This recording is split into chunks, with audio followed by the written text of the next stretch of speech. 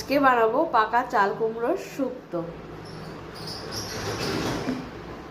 এবার আমি এইভাবে কেটে নিয়েছি, এই শেপে পাতলা পাতলা করে।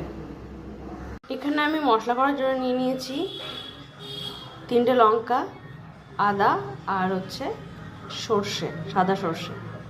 মশলা করার জন্য জলের পরিমাণটা একটু বেশি নিয়েছি যাতে ভালোভাবে পেস্ট হয়, এর জন্য দিয়েছি তেজপাতা আর ফোড়নের মধ্যে দেবো জিরে। এবার দিয়ে দেবো চাল কুমড়ো।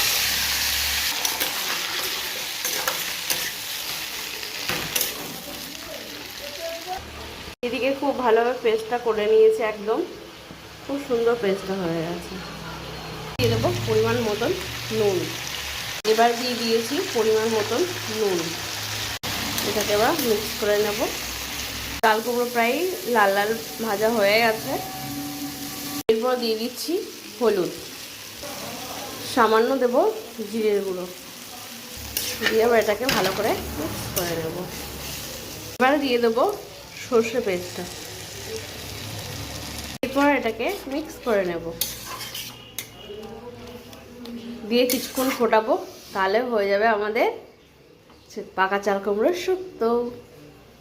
আমি একটু চিনি অ্যাড করছি, যেহেতু চাল কুমড়ো একটু টক টক, সেই জন্য তোমরা চাইলে এটাকে স্কিপও করতে পারো, কিন্তু চিনিটা দিলে কি স্বাদটা আর দ্বিগুণ বেড়ে যাবে। এবারে শুক্তো কমপ্লিট হয়ে গেছে। এবার আমরা দুপুরে ভাতের সঙ্গে, গরম গরম ভাতের সঙ্গে পরিবেশন করব।